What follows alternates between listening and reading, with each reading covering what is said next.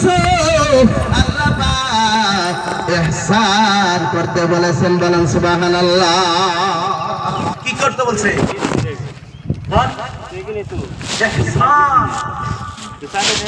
ইনসাফ করে কয়, আপনার বাবা আপনার ছোটবেলায় 3 বেলা করে খাবার দিয়েছে, আপনিও যদি বড় হয়ে আপনার বাবারে 3 বেলা খাবার দেন, ইনসাফ হয়ে যাবে।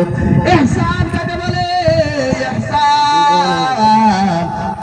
ইহসান লোকে বলে তোমার বাবাই ছোটবেলায় তোমার 3 বার খাওয়াইছে, আহারে তুমি বড় হয়েছো,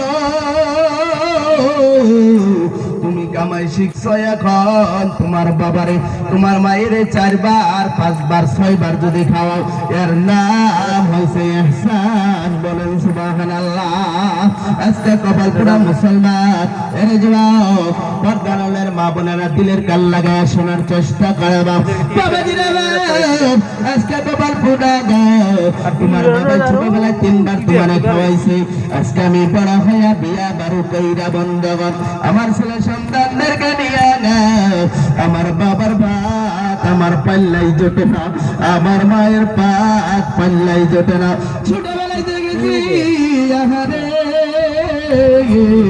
আমরা 4 ভাই একসাথে আমার মায়ে বসাইয়া মধ্যে বসাইয়া মায়ে বাইরা বাইরা দিত খাইতে, বন্ধুগণ আজকে কি হয়ে গেল বন্ধ, আমরা বড় হওয়ার পরে দেখি আমরা ভাইরা মায়ের চিনি না, বাবার চিনি না। একটা ছেলে কয় আমার বাবার আমি 6 মাস পালি, তুই আবার আমার মায়ের 6 মাস পাল, ঠিক কিনা কন?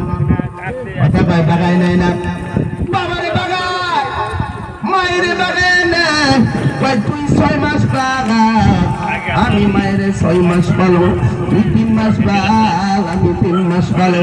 এরা জবাব বন্ধ পাওয়া করে দেয়, তোমার মায়ের কত কষ্ট করিয়া, তোমার বাবাই কত কষ্ট করিয়া 4 জন ছেলে 5 জন ছেলেকে কোন জায়গায় কামলাই দেয় নাই, কিছু কিছুই হোক না কেন, এই হালকা পাতলা ভাত এক পাল্লার মধ্যে রান্না খেলাইছে, তোমার মনে আছে না নাই? অবশ্যই মনে আছে। দিলের মধ্যে হাত লাগায় দেখার চেষ্টা করো, নজর দাও, সত্যি করে আমার টাকা হয়ে গেল, বাড়ি হয়ে গেল, গাড়ি হয়ে গেল, ঐতিহ্য বিল্ডিং খানা সব হয়ে গেল, সত্যি করে আমি কষ্ট করে কামাই করার টাকা আমার বাবারে খাওয়াবার পারি না, আমার মায়ের খাওয়াবার পারি না। কপাল পুরা মুসলমান।